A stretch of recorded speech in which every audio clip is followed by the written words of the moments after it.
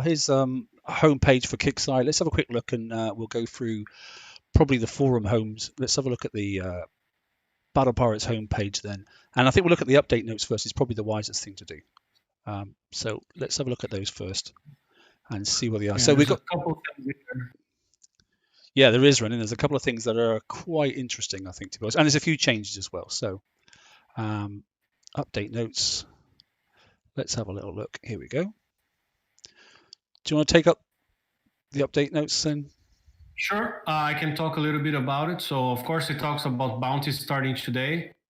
But the other two things I want to highlight is the Judgment Day TLC. That's for people who still need to upgrade their punishers. At this time, you shouldn't be building punishers anymore, but upgrading, making them better. If you do the mastery runs, you get some build and upgrade tokens to final adjustments on them. And even more important, the High Seas Heresy. That's the one giving people 5 upgrade tokens, 5 build tokens, some VXP. It's actually more. I think it's 7 build tokens, and then 5 upgrade tokens for everyone to finish, or at least getting closer to finishing their Zealot, because the raid starts in 2 weeks. So we have 2 weeks to upgrade as far as you can and have them built, probably fully built, but upgraded as far as you can. Yeah, exactly. I mean, of all the TLCs, that's definitely the one to go and grab first if you haven't finished your Zealots or are nowhere near it, and otherwise you are definitely losing out. FM's just kicked off as well, so there we go. Build tokens are available, so there are extra ways to get them. So you've got the FM tokens to decide whether you're going to use those for PvP stuff or PvE. Not everyone does PvP, but I would always concentrate on the raid and getting your PvE ships up and running, so you can get all the goodies out of the raid, than as opposed to doing bounty personally. But that's just me. Yeah, and as I often say, when you fail to plan, you're planning to fail. And this is the week where people should be saving their FM tokens. And then next week, you save the FM chest. And then at the end of that second FM cycle from now, raid starts, and people will be redeeming the Mutineer, I think is the name. Yeah, that's right.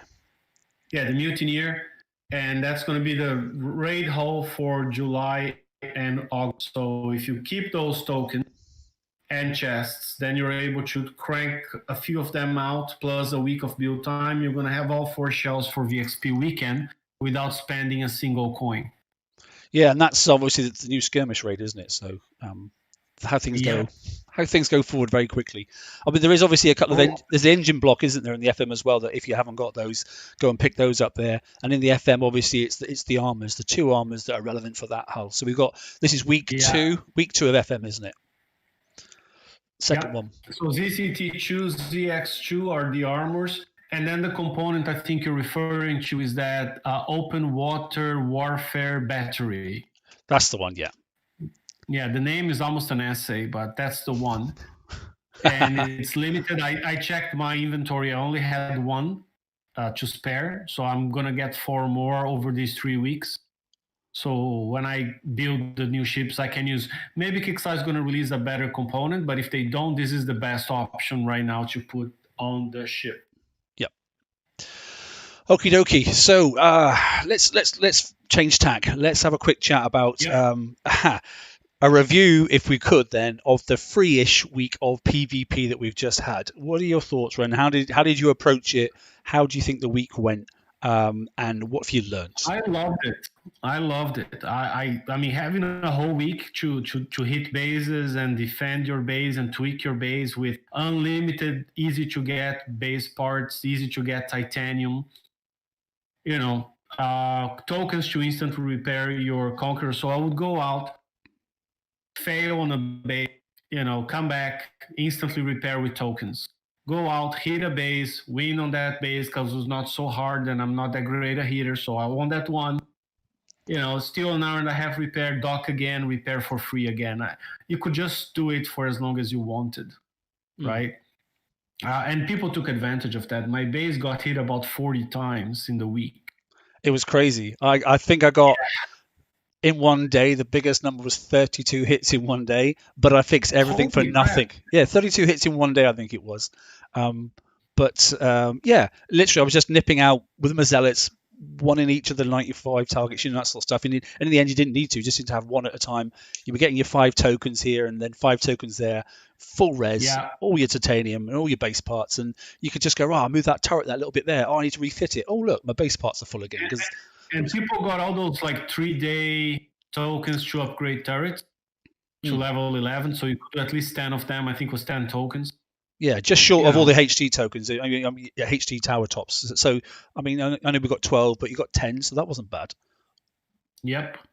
Yeah, that was very good. So I think it allowed a lot of people, and I saw a very lively discussion everywhere I went. I mean, Forsaken Council page, Discord, My Alliance, Sector Comms, everyone talking about changing things and hitting and refitting the Conqueror, and it was a blast. I mean, honestly, no matter whether Kixeye, forget about changing the rules, because I hope they don't come up with another massive rule change anytime soon, but they should do something like that again. I don't know, in 3 months, in 4 months, just a free for all week to energize the player base. I think that was amazing.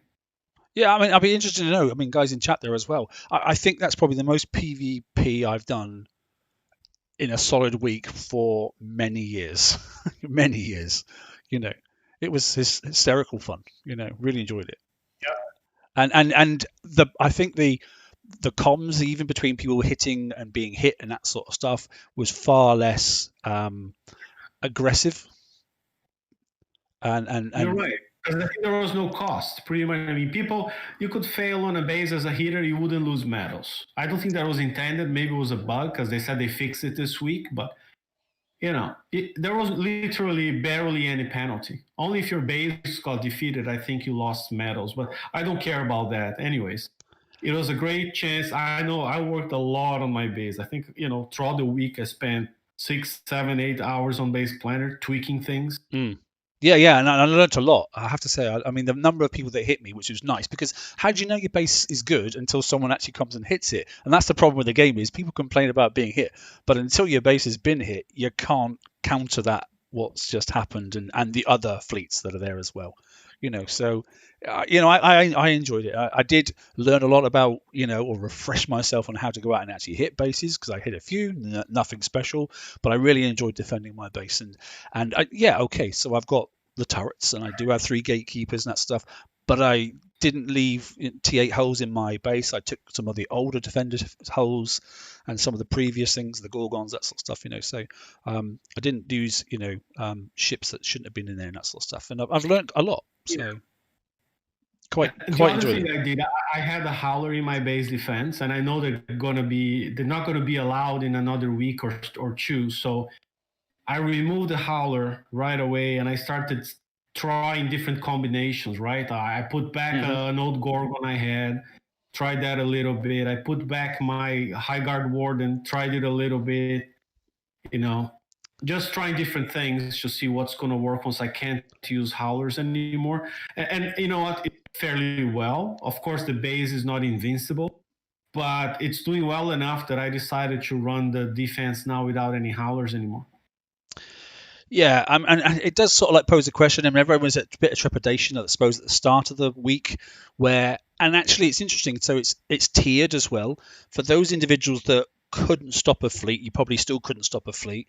For those individuals that's one tier. I think the next level is for those individuals that couldn't stop a fleet, but all of a sudden they found they had some ships in their sort of like infantry that actually, with a slight refit, now because the rules have changed, you could actually stop some stuff. And the top level players who thought, I spent all these monies on these gatekeepers and that sort of stuff, and now they're going to be trashed because this has been reduced and that's been reduced.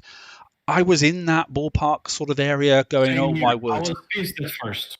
And then all of a sudden I went, oh, hang on a minute, but if I do this and do this, and then all of a sudden, literally within the first sort of 12 to 14 hours, nobody got in my base after that. Not a single person. Yeah. With whatever fleet. I gotta say, the turrets are so powerful now, and the fact that there's no prep to pre-damage the base, and then the attacker coins the fleet that comes back at full health against a partially damaged base. I think if they left the gatekeepers as they were, bases would be invincible right now. That's the problem, right? So as much as I was pissed off at first when I read the changes and I felt like shortchanged for nerfing the gatekeeper, something had to be done. Otherwise, bases would be invincible, and that's not a fun game to play. Now, I don't want to drag this on for too long. What I want to say, I'm seeing a lot of people complaining that it's impossible to defend. I couldn't disagree more. It takes time. Like I said, it was 6 8 hours on base to tweak things. Yep. But the turrets, the most powerful turrets you need are in FM, right? 3 and 3, I think, plus some HT transformers, and another cycle started today. So it's time, and I won't criticize people who are busy with their real lives, their families, their jobs if they can't play. I've been in a situation where I can spend an hour and a half, 2 hours. One day I spent 3 hours playing and get things done. You know, if you have the time, there's really no excuse. You don't need money to be able to defend. Yeah, coin is time. That's exactly what it is. Coin is time. Yeah. And sometimes you need that time to get ahead, and you do if you want to get ahead early. You know, and I've said that many times on PvE fleets. You know, pay early, make your life easy. But if you want to grind it out, there's availability there to do so. You may not get the top tier stuff, but you'll get stuff.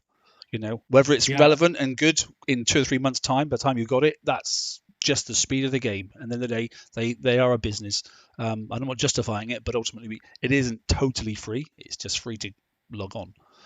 And you can go back in time. I mean, some people decided not to build any mountains, and now they're finding that they don't have enough walls, right? But by having the mountains in some places, A, it gives you an extra strategic option to defend, and B, you don't need to put walls on that place, so you can put those walls somewhere else to make for a better defense. So one simple advice I'm going to give to people: build the mountains. Yeah, absolutely. A lot. So first thing I concentrate, I did the mountains before I did the turrets, believe it or not, which seems an odd thing to do, but actually the turrets weren't doing anything before anyway.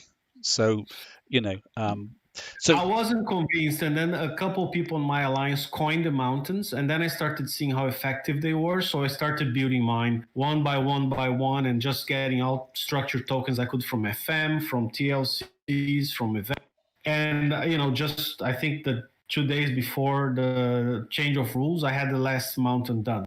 Wow, that's pretty good. Just last thing, I'll close off on the for information. So on my webpage, I put up a quick question there. With the PvP changes to BP just around the corner, I put a questionnaire to say select the closest response from the following options. The option was looking forward to new horizons. The game needs a shake up. Okay, not impressed with the changes that I've read so far, feeling a little unhappy, not exactly sure what to expect. I'll ride the storm and see where it goes. And then the last one, which was a throwaway question, really, to be honest, or an answer, was it's PvP. No, it's just PvP. I'm not interested. I'm a PvE player. The top response, believe it or not, was 38% with not impressed. Okay, but actually, when you combine the things that were looking forward to new horizons and those people that are about to ride out the storm, that actually came out with the people that weren't interested about 60, sort of 66% roughly, thereabouts. So it's sort of in the middle. And if you took out that 10% that don't want to do PvP at all, then it's sort of 50-50 really. I'll be interested to see when I'm going to run that again next week, how people think or thought it went, and I'll see if I can get some feedback on that. But yeah, that's it. Anyway, let's move on, mate. What about Bounty? Let's talk about the Bounty that has just started literally 16 minutes ago. 16 minutes ago, so people probably are hitting Kickstarter employee bases, and those are usually challenging.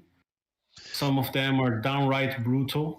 Yeah. And they keep changing them. So, but they clarified a few things. People were very concerned when the new PvP rules came out. They said that everybody wanted to know, so do we have to kill the Kickstarter employee bases and the replicas in one go? And just today, like 1 hour before the event started, they clarified that. Talk about planning in advance. So you have that on the screen there, the red bubble rules and the blue bubble. So to simplify is hitting other players, which is PvP, follows the new rules. So somebody wants to hit my base to come steal bounty. they gotta do it in one hit and get the 8 key buildings, and that's it. But hitting replicas on the map, or hitting those Kixeye employee base replicas on the map, that follows PvE rules. So it's like killing a uranium target. You gotta kill 100% of it, and you can do it in as many attempts as you want. Yep, you can chip Keep it in mind that the target may blow up on the map in between attempts. Yeah, but you can chip away at obviously they're only there for the first 24 hours, the Kixeye employee bases, but that you can chip away at them as much as you see fit. Bring different ships in to do different things, no problem at all. But yeah, and the point there. So under the new rules, you'll have 3 attempts every 48 hours to hit a person's base. Bear that in mind. You may only get 2 goes at one person's base as an individual. And that's even in a failed attempt at minus 5% damage. Even if you go in and view and do a little bit of damage, that still counts as one of them. So just be considerate of that, because that's going to probably. You gotta be careful, because if you do over 5% and then you retreat, that counts as a loss, and you might lose medals if you care about medals. Yeah, that's the other one. So even going in is counted as one, but going in, and 5%ing the base is that's a medal count. So bit of a concern. And just the last point as well: if you join Bounty and you've got a standard bubble, you revert to a blue bubble straight away. That's the other thing as well. And do you want to mention? Yeah, you mentioned about the 109s and that sort of stuff, and the 95s. They're going to keep titanium running right the way through, which is fantastic, isn't it? So yeah, you hit a 109, you hit a 95, you fill up instantly on base parts and titanium. More repair tokens, no more other resources filling up, but at least those 2 you can fill up in one hit, 5 minutes. Yeah, that's going through to the 2nd of June, so that's a really good thing to do. Okay, let's move on. We've got some bounty things to consider. The new Hell's Swarm. Let's see if we can find the darn thing. There it is. Look, it's a Reaver, which surprised me because I thought we might be getting a Draco, but we didn't. Okay, you want to talk about this thing? Sure. I mean, it's a beast. Look at the armor. It's 85 million armor. When you compare with the Warhound has 47 million. The Trencher, I think, has 55 million. And this one has 85 million. Plus very high ballistic deflection. So it's still going to take damage from far sights and all of that. And people are looking at these numbers, and it's impressive. The defense on it is really impressive. But if you look at the speed, can you scroll down a little bit? Yeah. That's the Achilles heel. 12. It's slower than a Basilisk after the new rules. I mean, if you look at a Basilisk moving right now, the top speed people are getting on Basilisk is 31 or 30, something like that. This one, the best speed I could get reasonably was 28 and a half. So it crawls. Yeah, it's like a sloth speed, that sort of thing. Yeah. If you remember those in the old days. I think the sloths were even faster than this guy is. Yeah. This is not a fast beast, but then again, once it gets close, it does some interesting stuff. Have we got the special ability? Here we have. Yeah. Do you want to talk about the UAV, mate? Yeah. So it has a UAV, which has right now a bit of a mystery factor because it deals. The damage is not crazy. It's 150,000, considering that most buildings have 50 million, 70 million, 100 million health. 150,000 is not much damage. Each times. Once it starts chaining, it chains 10 times, which is nuts. So it's going to hit 10 things in your base in between structures and guard ships. And to each one of them, it's going to do 150,000, right? The mystery is there is a firing angle of 45 degrees. It's like one of those directional weapons, similar to the Riot. I think the Riot, before you upgraded, had a 45 degree. Yep. So it's fairly narrow. And the mystery is like we don't know which side that 45 degrees pointing to. Is it going to point ahead of the ship, to the back of the ship, to the left side, to the right side? I have no clue. It's not written anywhere. The other bit of mystery was like, what is the damage type? Yeah. And CM Gilly said on Discord today, she responded to that question with explosive / radioactive. So I don't know if that 150 is divided in 2 or if she meant the mortar is explosive and the UAV is radioactive. That's not clear, to be honest. but it's explosive radioactive is all we know. It's one of these two or a mix of the two. Yeah. So in Bounty, then, just a quick one. That's a 30k for each one of those ships. Okay, that's the 30k points for each one of those ships. Obviously, the UAV is built into the hull, so you're going to get that straight away. The salvo and the reload time, it won't change, or it shouldn't change with rank and that sort of stuff. But just bear in mind, if the aura at the front, the firing angle is 45 degrees. Obviously, once that UAV does strike, and just think a little bit like the Basilisk sort of stuff. The way that you got the extended range for obviously those, and a bit like trenches where the inbuilt missile is. Once the UAV hits the first thing, it will go off at any angle. Then it doesn't stay in that 45 sort of like angle. Yeah, true. It'll go anywhere it feels like. The other key thing, right, is that the UAV, it's possible to countermeasure the UAV. According to Templar on Discord, only when it's flying from the ship to the first target. He said after it starts chaining from target 1 to 2 to 3, you cannot countermeasure anymore. Yeah, there's nothing you can do to countermeasure it. So, that's the protection. Yeah. So, sorry, yeah, on the thing. So the main weapon, obviously, this is a mortar hull basically. So it's got plenty of slots on it, and we'll go down to that exactly now. So there we go, the salamander mortar basically, which is a bit of a beast, which is just as well because the hull can only fit 3. Breaking monster. It's an absolute monster, isn't it? Let's just shrink that down a little bit. So we'll get to that. Yeah. So this mortar, basically, 3 of them will go on the hull. I think you can get somewhere between about, with all the power ups, somewhere between 6.5 million damage. Obviously, once you break it all down by number of salvo and number of projectiles, etc., and deflection, it's a bit different. Somewhere between 6.5 million and 8.5 million, Ren. That's what we thought, wasn't it? That was building damage, yeah. Yes. So we calculated depending on your special selection. The building damage will vary from 6.5 to 8 point something million from a single ship, from the 3 mortars, right? Yeah. But like the damage against, you see that the nominal damage is 195, but depending on the special selection, you can get it like over 600,000 damage versus ships. What you gotta look at, the reload is very slow. It's 16 seconds reload, single salvo, single projectile, but 16-second reload. With rank, that goes down to 4 seconds. So putting specials on the ship that speed up the reload is going to be very key, I think. Very much so. Yeah, no, I agree, mate. That weapon comes in at 25k in the bounty. Okay, and so that if you're going to go for the 3 ships, probably won't need to, but if you're going to go for the 3 ships, that's obviously 90k, and then obviously the mortar on top of that as well. So 115 before you go anywhere, just for those 4 items basically. The mortar is not limited, so it's once you've got it, sort of thing. Other things in there as well. Again, gatekeepers are in there. They're not obsolescent. They're not obsolete, certainly. They are doing okay in many bases at the moment. 30k for each one of those if you want one of those. The scatter that fits on them is 10k as well. There are other options. There's torpedoes and that sort of stuff. Mongoose is available if you want it. 3 of those, they're 25k each. So yeah, and as Ren said, just remember kickside bases and the replica bases out on the ground, they're PvE targets. Slap away them as many times as you want to. There's a note in chat, sidebar chat there from Venom. I'll just talk that in a second. But obviously, if you're hitting someone's base, it's proper PvP as it has been for the last week. And just bear in mind what Ren has said about the chances of bubbles and losing points, etc. Venom just mentioned hitting a kickside 110 at the moment is causing problems. You hit a building and then that ends battle. Okay. Interesting. All right, I'm sure they'll fix that. Yeah, right. One question on the Salamander mortar in the new hull. So it's a mortar hull, but it does not have remote targeting.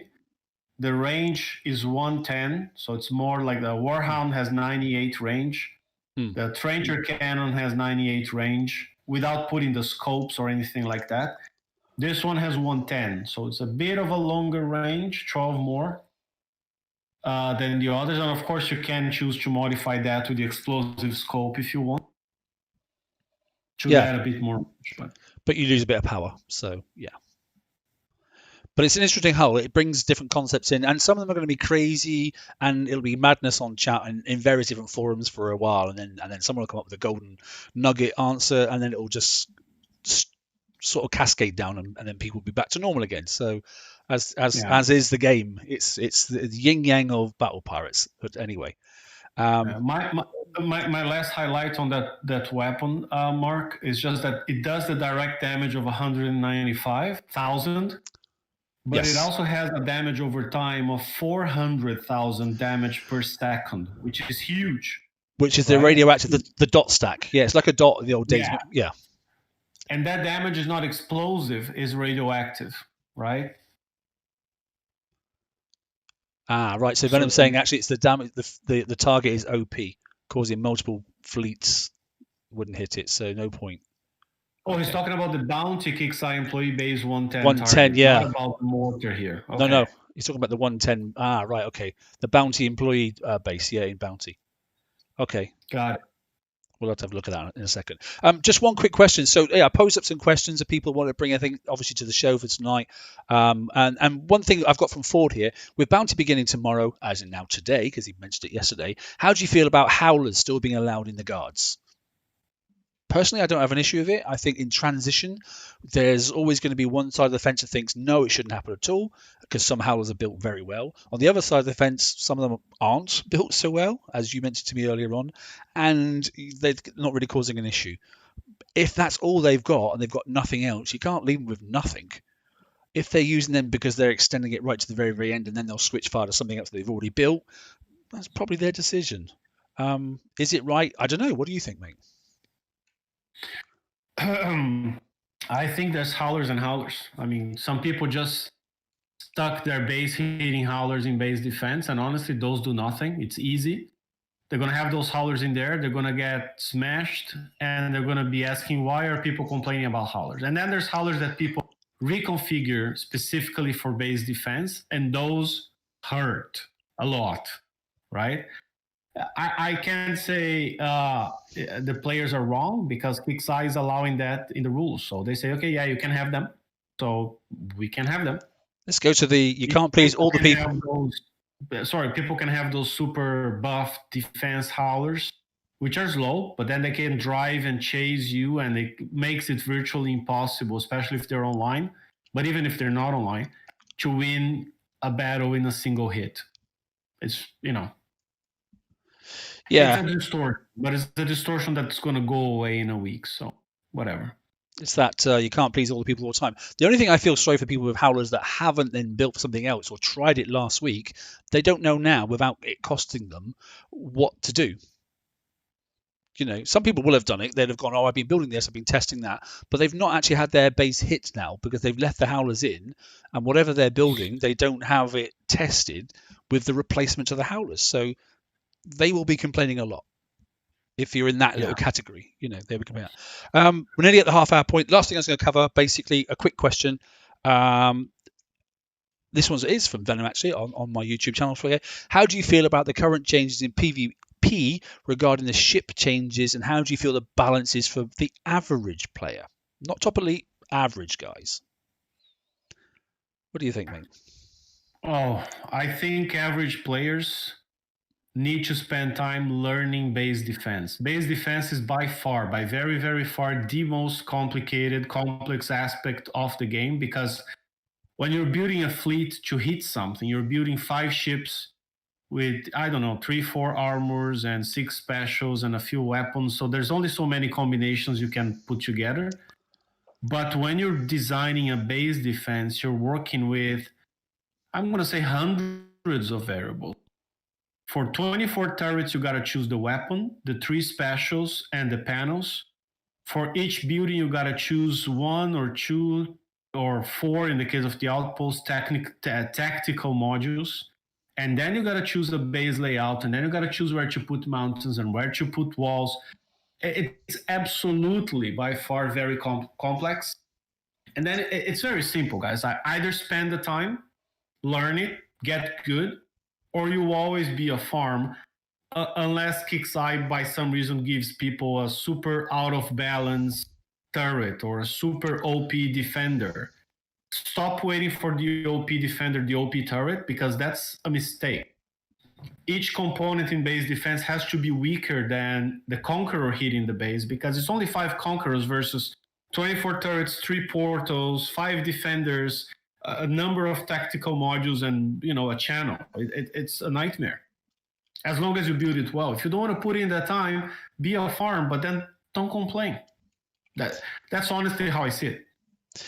Yeah, I agree. I think if you are venturing, and if you're new to the game, or if you sort of like only ever done PvE and that sort of stuff, if you're going to venture in the PvP side of it, you have far more time on your hands because it's a much slower pace to do base defending, which I really enjoy because I find it far more technical than base hitting.